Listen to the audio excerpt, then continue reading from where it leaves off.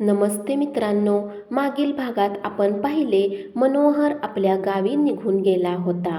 आता पुढे अखेर तिथीप्रमाणे नैनाचं राहुलशी लग्न ठरलं. वार, तिथी, वेळ, मुहूर्तही ठरला. पत्रिका छापल्या, वाटल्या गेल्या, गावोगाव पाठविल्या गेल्या. नैनाच शंकरराव पुढे बसून बाहेर गावच्या लोकांची नावे व पत्ते पत्रिकावर लिहित होती. त्या 400-500 पत्रिकात मनोहरच्या नावाची पत्रिका नव्हती. नैनाला वाटलं खरं तर पहिली पत्रिका त्यालाच पाठवायला हवी, पण तसा तो योग नव्हता.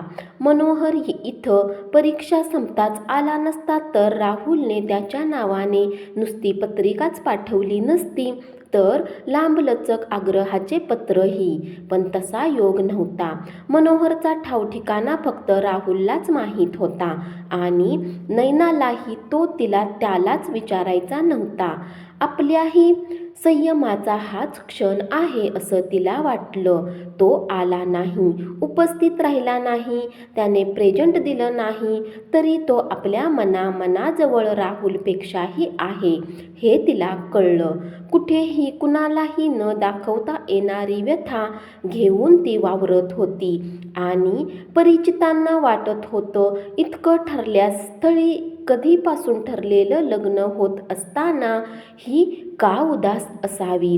तिच्या केसावरून मायेनं हात फिरवत तिची आजी म्हणाली, नैना अगं हा एवढा डबा गं, पिवळ्या धमक दागिन्यांनी भरलेला. 200 तोळ्यावर सोनं असेल. पाटल्या, बांगड्या, पोहेहार, चपलाहार, गुलाबाचे फूल, घरसोळी, वाक्या मी माझ्या हातानं या शंकररावाकडे सोपवला. कुठे ठेवणार होते मी पोरी हे इतकं दागिनं, इतकं सोनं. वेगळं घर केलं तेव्हा म्हणाला, संपलं सोनं.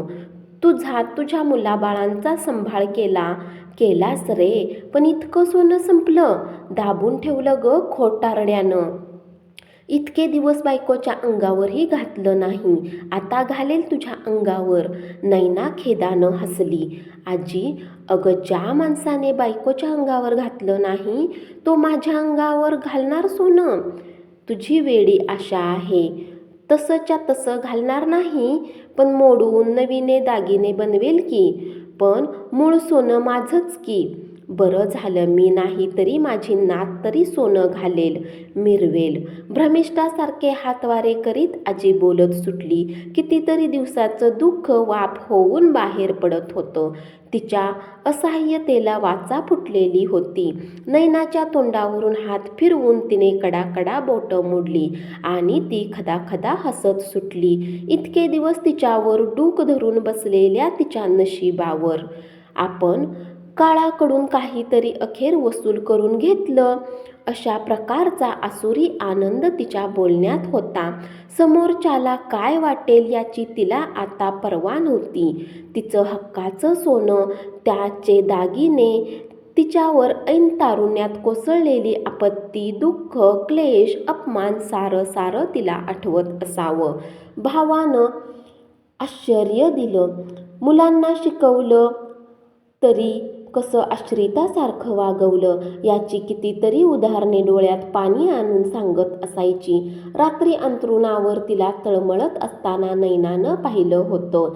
तिच्या जीवाची काहिली होताना जाणवत होतं. जसा मान अपमान ज्याचा त्याचा असतो, तसं दुःखही तसं ज्याचं त्याचं असतं आयुष्यभर. नैनाच्या मामाकडे पत्रिका पाठवताना तिची आई म्हणाली, खरं तर मी अजयशी बोलले होते नैना. मागच्या दिवाळीनंतर त्यासाठीच मी गेले होते माहेरी. अजयला तू पसंत होती. तो आपल्या होकाराची वाट पाहत होता. शंकररावाकडे नाही जमलं तर मीच यांना व तुला घेऊन जाऊन लग्न ठरवून येणार होते तुझं अजयशी. ही पत्रिका पाहून त्यांना धक्काही बसेल, नाराजही होईल तो, पण माझं काय चाललं? उसासत नैना म्हणाली, आई माझं लग्न यात माझा विचार घ्यावा असं तुम्हाला कुणालाच वाटलं नाही, निदान तुला. तिचे डोळे डबडबले. त्यात राहुलशी तर कधीपासून आपलं लग्न जुळवून टाकलंय. या माझ्याच माणसांनी असं तिला वाटलं. त्याच्याशी लग्न झालं नसतं तर पंचक्रोशीत मला दोषी ठरवलं गेलं असतं असंही वाटलं. नैना, लग्नासारखी गोष्ट मोठी माणसं का ठरवतात, का मध्ये पडतात? अगं, धोका असतो बाई. बाईचा तर उभ्या जन्माचा प्रश्न असतो. मामी तुला सांभाळून घेतील, पण ते शंकरराव तेच छळणार तुला.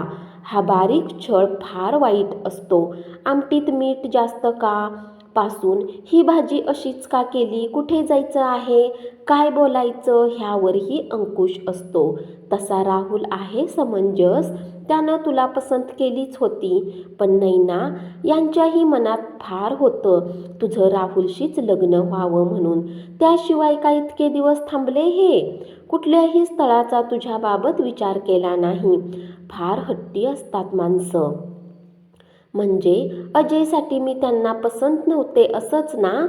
इकडून नकारच आला असता तर शंकररावांनी का कमी खेळवलं यांना?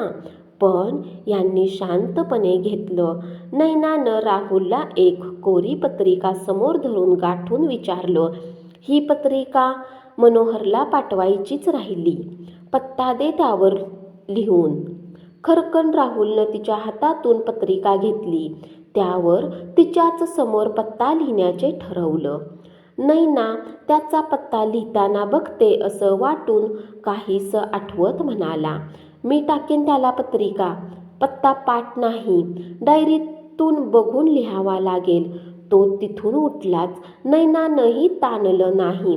नैनानं पुन्हा आठवण येताच, मघाशी दुपारचीच पोस्ट केली तुला सांगायचंच राहून गेलं. लग्नानंतर 5-6 महिन्यात कपाट आवरत असताना त्याच्या पर्सनल डायरीतून ती पत्रिका खाली पडली. त्यावर मनोहरचं फक्त नाव होतं. पुढचा त्याचा पत्ता नव्हताच. रात्री आठवणीने तिने ती पत्रिका त्याच्या पुढे टाकली. ती पत्रिका पाहून तो चमकला आणि क्षणात सावरून म्हणाला, आपल्या लग्नाची पत्रिका छान आहे नाही? मीच निवडला हा पॅटर्न. छान, मस्त आहे. मनोहरला आपल्या लग्नाची पत्रिका का पाठवली नाही राहुल? का?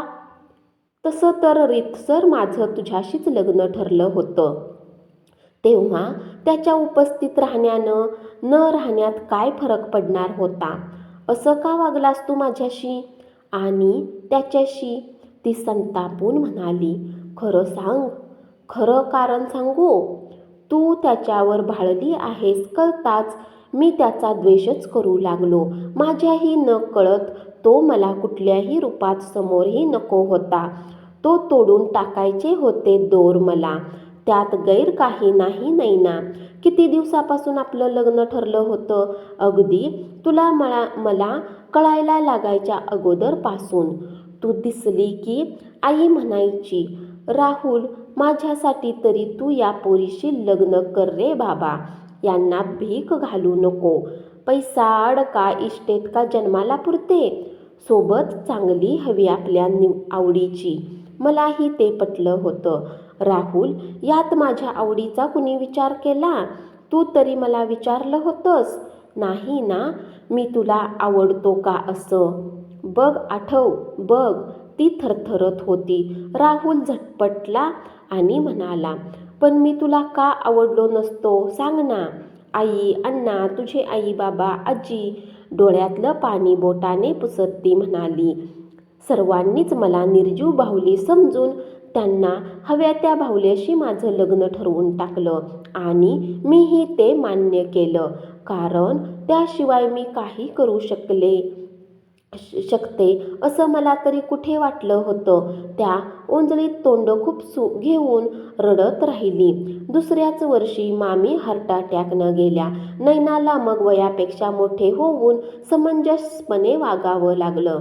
कारण तिला आता तिचा आणि मामींचा असं डबल संसाराचा गाडा ओढायचा होता. 2 धाकट्या दिरांची शिक्षण करायची होती. सासऱ्यांना सांभाळावं लागणार होतं.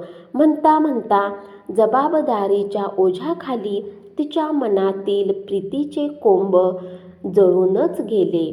सगळे बंद सोडून कुणाबरोबर तरी स्वतःला उधळून जावंसं वाटणारी भावना ही मलूल झाली. आपण आपल्या फार थोड्या असतो जाणवलं. कुणाची तरी बायको, कुणाची तरी वहिनी, मुलगी, सून आणि आई होता होता जगताना जबाबदार यांची जाणीव ठेवता ठेवता वर्ष संपून जातात आणि जगतानाही मध्यान येऊन ठेपते आपल्याही न कळत. कधी एकटी असताना नैनाला मनोहर आठवतो. त्याचे शब्द आठवतात. त्याचं भराभरा माडीवर येऊन झपाझप फोटो काढलेले आठवतात आणि ती स्वतःशीच हसते आपल्या दुबळेपणावर. एकदा धैर्य करून तिनं राहुलला विचारलं, राहुल, आता कितीतरी दिवस उलटून गेले, पण विचारायचं म्हणून विचारते. खरं तर राहुल, मनोहर तुझा मित्र तो माझाही मित्र का असू नये, पण स्त्रियांना मित्र असावा ही कल्पनाच आपल्या संस्कारात आणि संस्कृतीत बसत नाही. पण खरंच वाटतं कधीतरी आपण दोघांनी जाऊन त्याला भेटून यावं. त्यात आता त्याला मी आणि मला तो शारीरिक पातळीवर तर आकर्षित करू शकत नाही, पण मनोहरनं मागं प्रेम म्हणजे काय हे शारीरिक पातळीवर सुद्धा दाखवून दिलं. मी ते अनुभवलं. आता आपण भेटण्यात धोका कसलाच नाही. आणि स्वतःच्या पिकत जाणाऱ्या केसावरून हात फिरवत ती हसली. राहुल म्हणाला, खरं तर काही हरकत नाही, पण तो अमेरिकेत असतो असं कळलं महेशकडून. कधीपासून? तुला हे माहीत असूनही? तू गेल्या 10 वर्षापासून. सध्या कसली तरी ट्रीटमेंट घेतोय. त्याने लग्न केलं. त्याची बायको, मुलं, त्यांना पाहण्याची फार इच्छा आहे. राहुल, मनोहरविषयी तूच मला माहिती देऊ शकतोस. मी कुणाला विचारू? खाली बघत राहुल म्हणाला. त्यानं लग्न केलं नाही आणि तो नैनाची नजर टाळून बघत राहिला. नैनाच्या मनावर तर आघात झाला. तिचं अंग थरथरू लागलं. तिने डोळेच मिटले. मनोहरनं का लग्न केलं नसेल हे न कळण्याइतकी नैना वेडी नव्हती. प्रेम काही काळासाठी केलेलं इतकं निग्रही असतं. तिचाच तिच्यावर विश्वास बसत नव्हता. ती वेगळीच होती. तिच्याकडे पाठ करून राहुल म्हणाला, खरं तर तुला हे कसं सांगावं तेच मला कळत नव्हतं. आता मनोहरविषयी माझं मन स्वच्छ आहे, पण तेव्हा तू मला क्षमा करणार नाहीस हे मला माहीत होतं. नाही राहुल, मी मलाही क्षमा करून टाकली. तिथं तुझ्या आणि मनोहरबाबत काय? तिचा शांत स्वर. मग राहुलनं मनोहरचा अगदी अलीकडचा पत्ता दिला आणि म्हणाला, तुला हवं तर पत्र लिही, मी आक्षेप घेणार नाही. विश्वास ठेव नैना. तिने त्या कागदाकडे पाहिलं आणि तिथून ती निर्विकारपणे निघून गेली. तिला आता मनोहरला पत्र लिहून पत्रातून काही कळवायचंच नव्हतं. स्वतःबाबत त्याच्याबाबतही जाणून घ्यायचं नव्हतं.